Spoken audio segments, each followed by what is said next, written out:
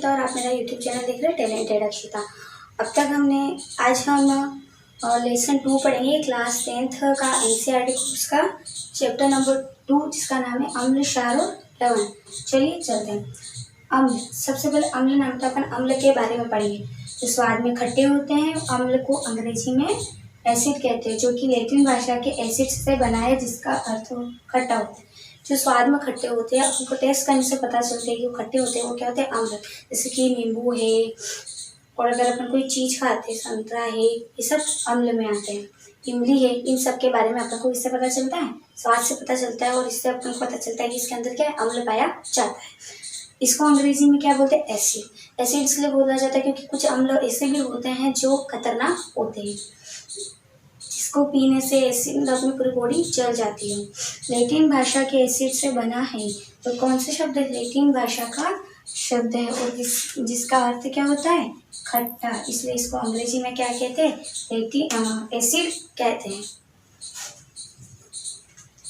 इसलिए इसको अंग्रेजी में क्या कहते हैं, एसिड कहते हैं। चलिए अब पढ़ेंगे अपन अम्ल के गुण। यह स्वाद में खट्टे होते हैं। सबसे पहला गुण होता है ये स्वाद में खट्टे होते हैं। यह नीले लिटमस पत्र को लाल कर देते हैं। नीले रंग का लिटमस पेपर आता है जो बताता है पीएच मान। वो लिटमस पेपर अगर अगर वो लिटमस पेपर नीला हो तो उसको क्या कर देंगे, लाल कर देंगे। उस अम्ल में डालने पर उसके भी पदार्थ है जिसमें अपन नीला लिटमस पत्र डालें, अगर वो लाल हो जाता है इसका मतलब क्या है, वो अम्ल है। यह जलीय विलयन में हाइड्रोजन आयन देते हैं, H+ आयन देते हैं। जब अपन इसको खोलते हैं तो जब आयन निकलते हैं उसमें से, तो वो जो अम्ल होते हैं वो क्या करते हैं, H+ आयन अपन को देते हैं, जिससे अपन को पता चलता है कि किसी विलयन में अगर H+ आयन स्थित हो रहा है तो वो चीज़ क्या है, अम्ल है। इसके उदाहरण है हाइड्रोक्लोरिक अम्ल HCl, नाइट्रिक अम्ल HNO3, सल्फ्यूरिक अम्ल H2SO4, एसिटिक अम्ल H2COOH और फार्मिक अम्ल HCOOH। ये सारे क्या हैं, अम्ल के गुण और ये सारे उदाहरण हैं। ये उदाहरण है अम्ल के, इनके सूत्र आपको पूछे जाएंगे।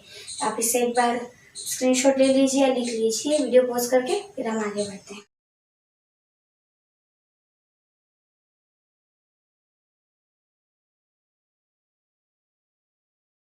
चलिए अब आगे देखते हैं। कई अम्ल का उपयोग हमारे भोजन के रूप में भी किया जाता है। कुछ अम्ल ऐसे होते हैं जिनको अपन भोजन के रूप में इस्तेमाल करते हैं, जैसे कि नींबू है, टमाटर, संतरा, दही, कच्चे आम, सिरका आदि। ये सारे ऐसे अम्ल हैं जिनको हम किससे इस्तेमाल करते हैं, खाने के रूप में करते हैं।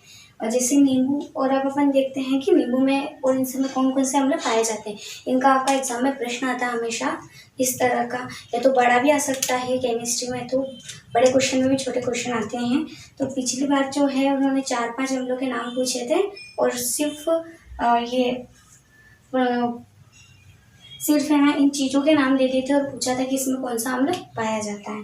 तो नींबू में कौन सा अम्ल पाया जाता है, सिट्रिक अम्ल, सिरका में एसिटिक अम्ल, जटारस में हाइड्रोक्लोरिक अम्ल, दही में लैक्टिक अम्ल, लाल चींटी के रंग में फार्मिक अम्ल, संतरा में एस्कार्बिक अम्ल, इमली में टार्टरिक अम्ल और टमाटर में ऑक्सैलिक अम्ल। ये सारे अम्ल क्या होते हैं, इसके अंदर पाए जाते हैं। नींबू में सिट्रिक है, सिरका में एसिटिक है, जठरस में हाइड्रोक्लोरिक, और ये जो जठरस होता है वो हमारे पेट के अंदर, यानी कि हमारे पेट में जो आमाशय होता है उसके अंदर ये उसकी परतों में पाया जाता है, और ये हमारे पाचन में सहायक होता है। लाल चींटी के डंक में फार्मिक अम्ल, दही में लैक्टिक अम्ल, और लैक्टिक अम्ल तो जो होता है वो लैक्टोबैसिलस नामक जीवाणु से उत्पन्न होता है। जब दूध फटता है तो उसके अंदर लैक्टोबैसिलस जीव उत्पन्न होते हैं, जो क्या करते हैं, दूध को पूरी तरीके से दही में बदल देते हैं। दही खाते हैं तो उसके अंदर लैक्टिक अम्ल होता है। लाल चींटी के डंक में फार्मिक अम्ल, जब लाल चींटी हमें काटती है तो उस फार्मिक अम्ल की वजह से अपन को खुजली होती है। संतरा एस्कार्बिक अम्ल, इमली टार्टरिक अम्ल और टमाटर ऑक्सैलिक अम्ल। ये सारे अम्ल हम जो खाते हैं उसके अंदर होता है। लाल चींटी को हमने कहते हैं, लाल चींटी के डंक में पाया जाता है, जब हमें काटती है तो वो हमें पता चलता है। तो एक बार आप इसका स्क्रीनशॉट ले लीजिए, फिर हम आगे बढ़ते हैं।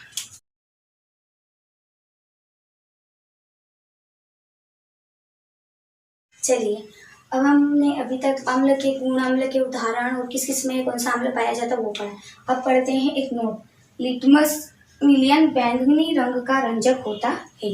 जो लिटमस पेपर अपन को मिलता है, जो लिटमस विलयन होता है वो कौन सा रंजक होता है उसके अंदर, बैंगनी रंग का रंजक होता है जो थैलेफाइटा समूह के लीचियन पौधों से निकाला जाता है।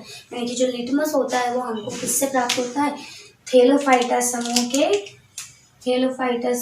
के लीचियन पौधों से प्राप्त होता है। यानी कि जो लिटमस पहले लिक्विड में प्राप्त होता है, फिर उसका लिटमस पेपर बनाया जाता है जो थैलेफाइटा के लीचियन पौधों से निकाला जाता है। प्राय सूचक की तरह उपयोग किया जाता है। सूचक ये हमें बताते हैं कौन सी चीज क्या होती है। सूचक क्या होता है वो हम आगे पढ़ेंगे। और अम्ल क्षार सूचक रंजकों के मिश्रण होते हैं जिन्हें अम्ल एवं क्षारक की उपस्थिति में सूचित करने के लिए उपयोग में लिया जाता है। यानी कि अम्ल और क्षार का पता लगाने के लिए क्या किया जाता है? इस लिटमस का उपयोग किया जाता है सूचक के रूप में, रंजक के रूप में। सूचक कुछ प्राकृतिक सूचक भी होते हैं और कुछ कृत्रिम सूचक भी होते हैं, वो अपन आगे पढ़ेंगे। क्षार अब आगे पढ़ते हैं अपन। क्षारक या क्षार ये स्वाद में कड़वे होते हैं और स्पर्श करने पर साबुन जैसा। अब अपन को क्षार कैसे पता चलेगा? स्वाद में अगर कड़वा कड़वा लग रहा है तो वो क्या होगा? क्षार होगा। कुछ चीजें हमें कड़वी लगती है, इसका मतलब क्या है? वो क्षारक है। और यह स्पर्श करने पर कैसे होते हैं? अपन को साबुन की तरह स्पर्श होते हैं। जैसे साबुन स्पर्श करने पर कैसा लगता है, इस तरह अपन को क्षार लगते हैं। क्षार के गुण, यह लाल लिटमस पत्र को नीला कर देता है। ये क्या करता है? उल्टा होता है। अम्ल होता है वो नीले लिटमस पत्र को लाल कर देता है और क्षार क्या करता है? लाल लिटमस पत्र को नीला कर देता है। अगर हम किसी पर में लाल लिटमस पत्र डालेंगे, अगर हम किसी विलयन में लाल लिटमस पत्र डालेंगे तो वो क्या होगा? अगर नीला हो जाता है तो हमें पता चल जाता है कि वो क्या है? क्षार है। यह जलीय विलयन में हाइड्रोक्सिल आयन या हाइड्रोक्साइड आयन देते हैं। हाइड्रोक्सिल भी बोल सकते हैं। OH माइनस जो आयन देते हैं वो क्या कहलाते हैं? क्षार कहलाते हैं। इसको हाइड्रोक्सिल या हाइड्रोक्साइड दोनों बोल सकते हैं। ये तो हमने पढ़ा था अम्ल को कैसे पहचान सकते हैं, क्षार को कैसे पहचान सकते हैं और क्षार और उसके गुण। एक बार इसका स्क्रीनशॉट ले लीजिए, फिर आगे बढ़ते हैं। चलिए अब आगे बढ़ते हैं। इसके एग्जाम्पल क्षार के, सोडियम हाइड्रोक्साइड, इसका सूत्र क्या होता है? NaOH। Potassium hydroxide KOH। Aluminium hydroxide AlOH3। Ammonium hydroxide Na4OH। ये सारे क्षार के उदाहरण। ये अम्ल और क्षार के पीछे मैंने इनके सूत्र इसलिए लिखे हैं ताकि, क्योंकि आप लोगों को सूत्र भी पूछे जा सकते हैं। मिलान वाले जो आते हैं ना सवाल, उसमें ये आ सकता है। आपको इधर नाम दे दिया, उधर सूत्र दे, आपको मिलान करना पड़ेगा। तो इस तरह के प्रश्न में आ सकते हैं, तो सूत्र भी याद कीजिएगा और ये ध्यान रखिएगा कौन सा क्षार है और कौन सा अम्ल। जहाँ पर हाइड्रोक्साइड लिखा हो वो क्षार होता है और जहाँ पर पीछे अम्ल आता ही है। इसका एक नोट है, अम्ल तथा क्षार दोनों जल में विलय होते हैं। हाँ, ये बात तो सही है। अम्ल और क्षार को अगर अपन जल के अंदर डालेंगे तो उसमें घुल जाएंगे।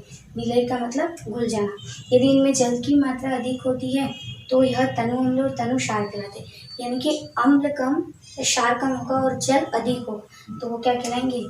तनु अम्ल और तनु क्षार। और यदि जल की तुलना में अम्ल या क्षार की मात्रा अधिक होती है तो इसे सांद्र अम्ल या सांद्र क्षार कहते हैं। यानी कि जल तो कम होगा लेकिन अम्ल और क्षार ज़्यादा होगा तो उसे क्या कहेंगे? सांद्र अम्ल या सांद्र क्षार। ये छोटा सा है, एक इसका भी प्रश्न बनता है। तो एक बार आप इसका स्क्रीनशॉट ले लीजिए, फिर आगे देखते हैं। तो गाइस आज के लिए बस इतना ही है, बाकी का हम अगली वीडियो में पढ़ेंगे। लेकिन अगर आपको ये वीडियो अच्छी लगी हो तो प्लीज़ आप कमेंट करके मुझे ज़रूर बताइए। और कमेंट में अगर अच्छी लगी तो वीडियो में कमेंट में थम्स अप का चिन्ह ज़रूर दीजिएगा। और आज के लिए बस इतना ही, बाकी का हम अगली वीडियो में पढ़ेंगे। Thank you.